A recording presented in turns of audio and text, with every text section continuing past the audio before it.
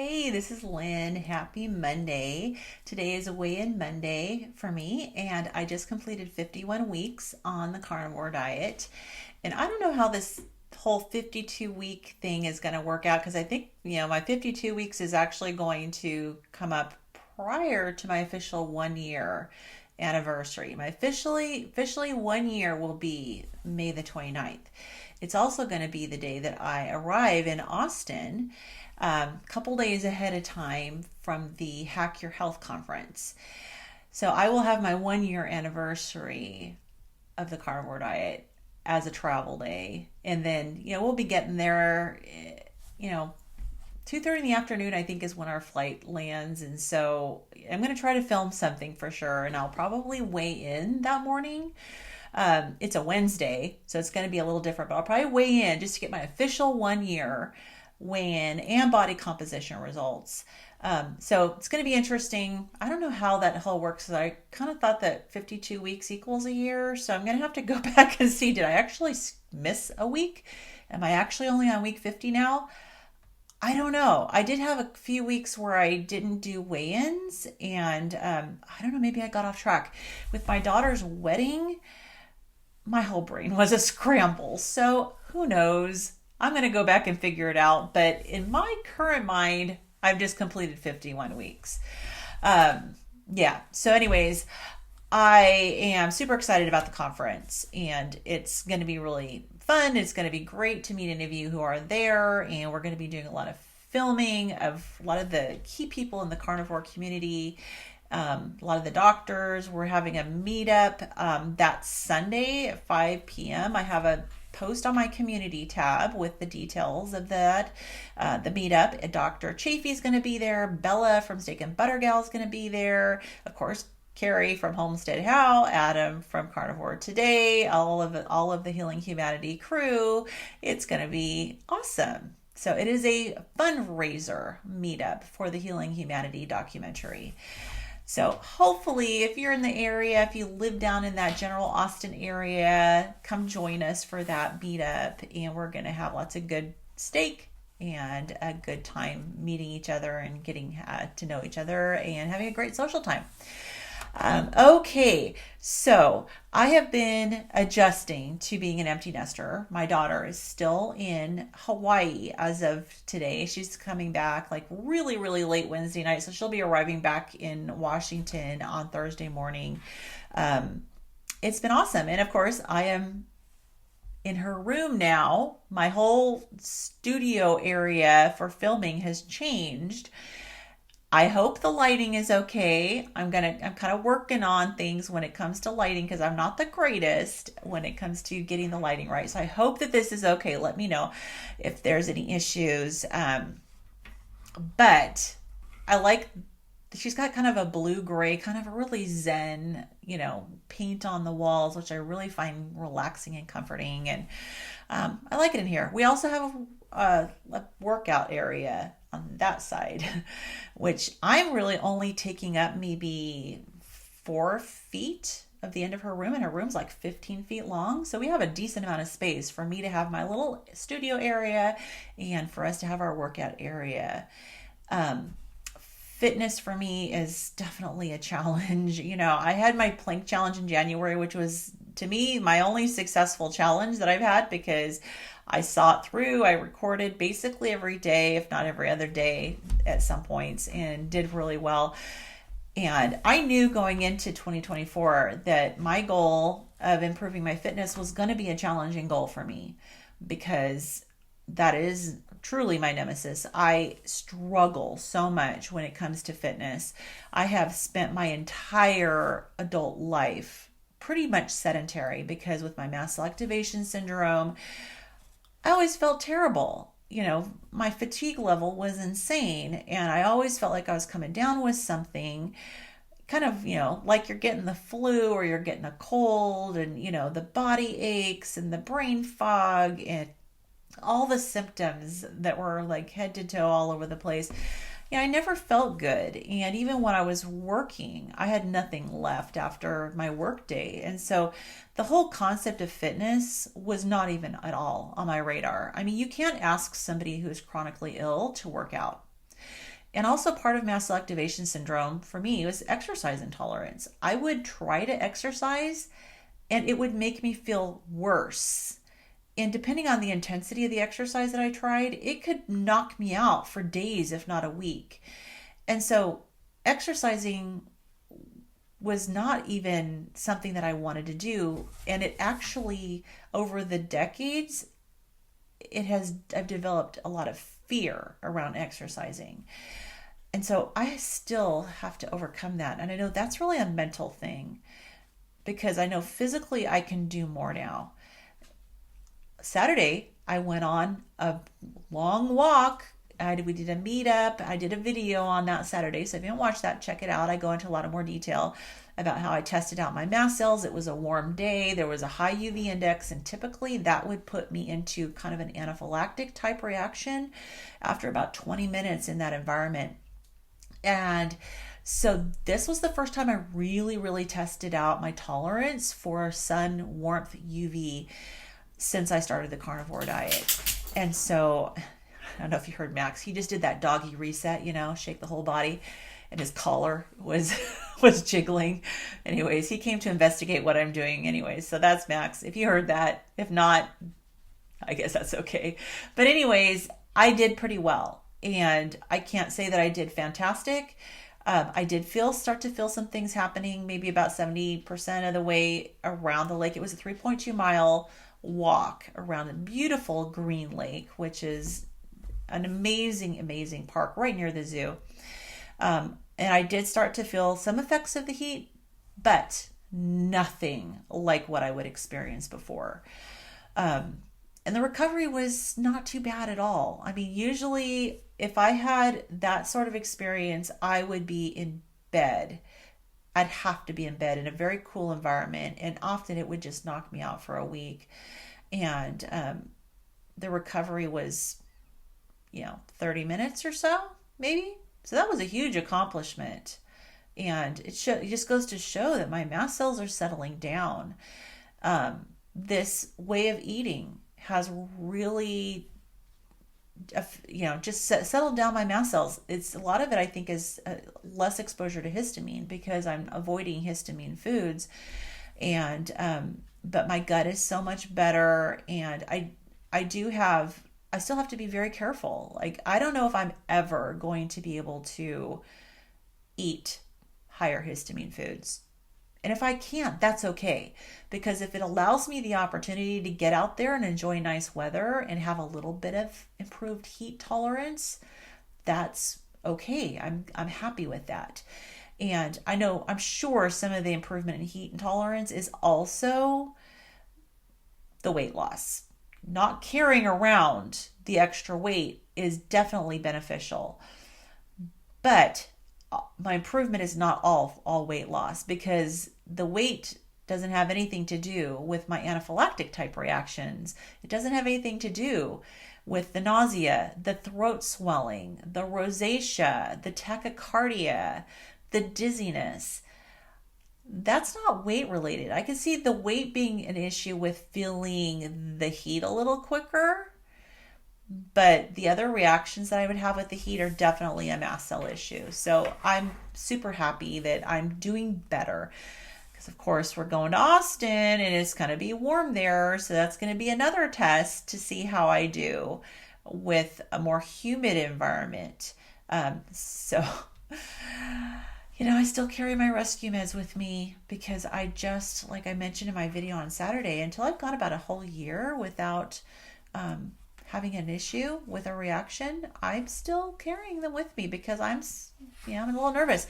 I mean, if you're like me with mast cell disease and you go into a new environment that you haven't tested out before and you know that you have these reactions to things, and that could end up resulting in a trip to the ER, having to call 911.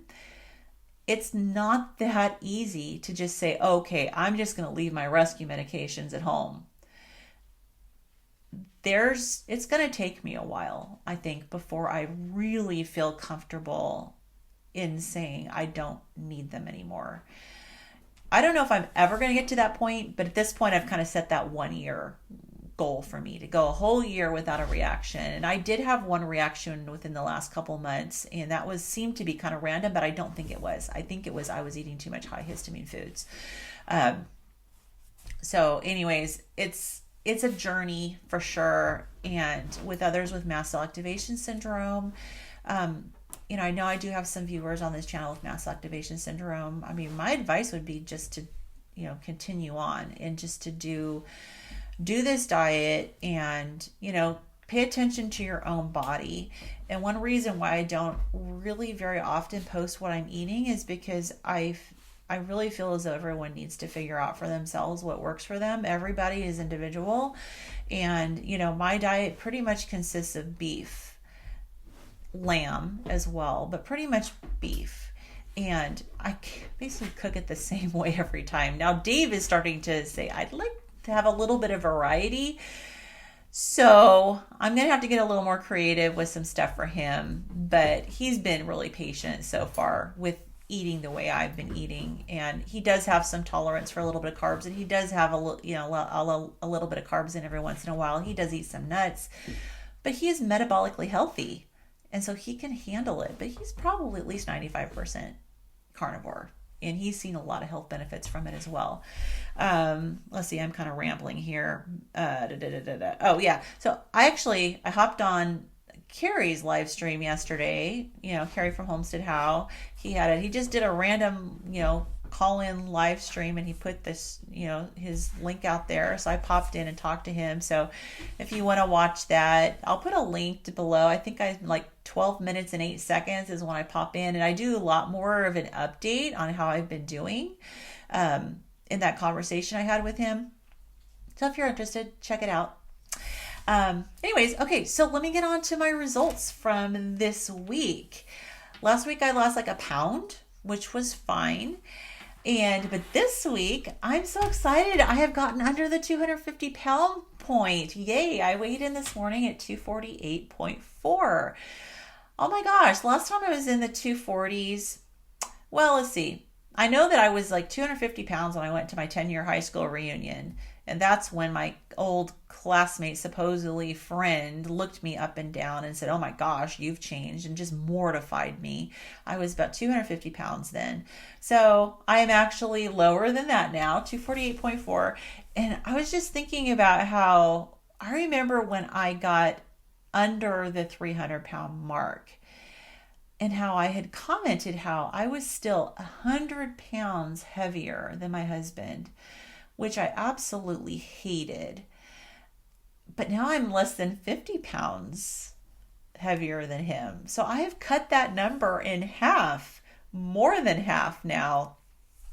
I'm hoping eventually I'm going to be able to say I weigh less than him. He weighed in 200 pounds. His weight kind of fluctuates with a few pounds, but he's 6'2", so he does look fairly lean. His ideal weight is probably maybe 5 pounds less than it is now, but he's doing great. So I've got less than 50 pounds to go. And if I go 50 pounds, I'll definitely be less than him. So hopefully that time will come. We shall see. But one thing I forgot to mention is that it's been a few weeks now. My BMI is now under 40. It's 37.7. It started out at 51.5. Now it needs to get down to 30 in order to get out of that morbidly obese range. I'm pretty sure 30 is the cutoff for now than being overweight. Again, I still have a goal of being overweight and not obese, but I am getting there. So I didn't even notice that I got under 40 several weeks ago. Maybe you guys noticed, but I didn't notice. So my scale loss for this week was 3 pounds, which is fantastic. And I don't know if I haven't changed my eating, but one thing I did change was I've been getting to bed earlier. I have been getting up much earlier.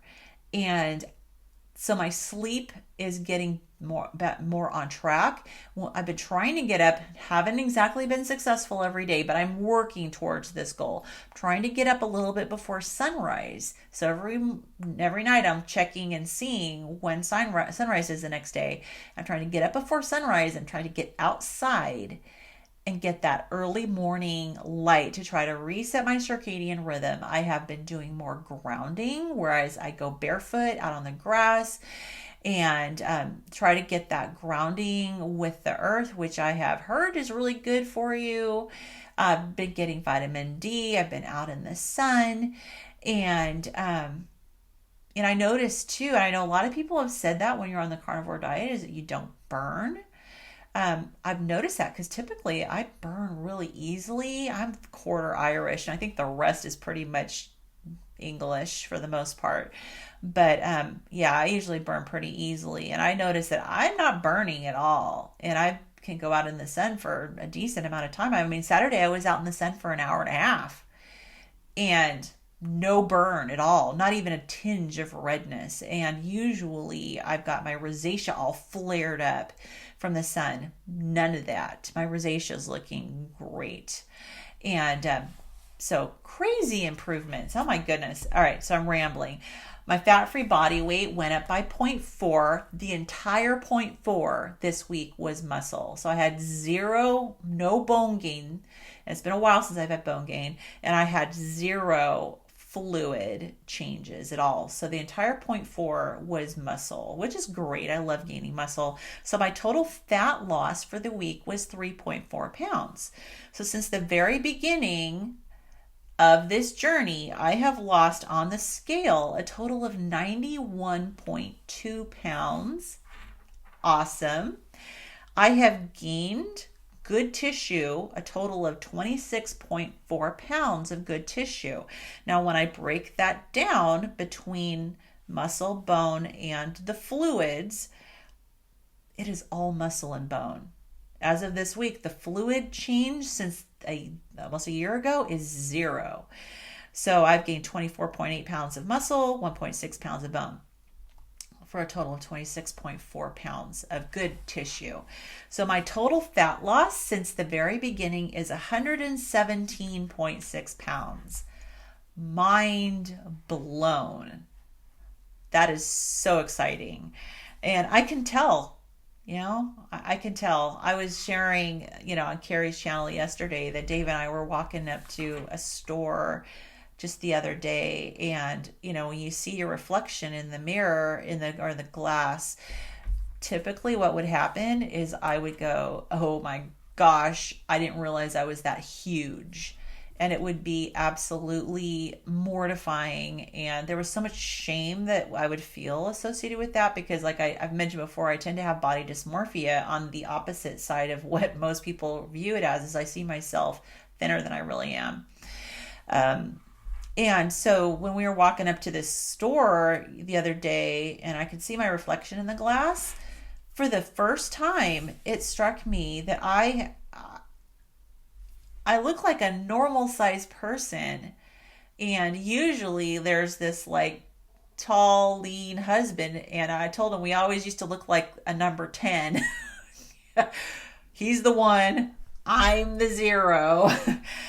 Not anymore. We're an 11 now. So, I mean, my 1 is a little bigger than his still, but we've gone from a 10 to an 11. So I get giddy over silly things like that. But honestly, it's not silly. Like when I've been my whole adult life this huge person and all of a sudden I've stopped looking like a 0 and I'm looking more like a 1. That's exciting. I know it's so silly, but I get super excited about stuff like that. And sometimes it can be really emotional, honestly. But yeah, little things like that make this is such a big difference. I guess that's a non-skill victory. As a couple, we've gone from a 10 to an 11. Yay. Okay, I'm making myself laugh too much. Okay, I think that's it. Oh, wait a minute. Let's see. Let me see if I have any more metrics I want to talk about here. Of course, my metabolic age is still 63. I'm thinking about maybe doing another updated video that's specifically for how I use my body composition scale. And again, I'm going to put a link to the scale down below. It is a Renfo brand scale, and it is so affordable. Like if you can't afford this scale, maybe you need to look at your finances. I don't know. It's like 20 some bucks. It's really inexpensive and it works really well. I get very consistent results. I've mentioned this before. My results are not all over the place. So, they may not necessarily be professional results, but they are consistent as far as trends go. So I rely on them and I think that they're very, very good. And they give me a really good trend. That's for sure. So, but the metabolic age is still 63. I've mentioned this a lot. Still have so many of these metrics that are out of the ideal range. I am getting there, but my visceral fat, it went down last week. I'm super excited about that, but I still need to get it to 11. I still have a ways to go. My BMI is still too high. I have what all do I have that's still, so many things are still way out of range. Obviously my weight. I really believe that once I start to see these numbers, the metrics getting into ideal or at least acceptable ranges, I will start seeing that metabolic age go down.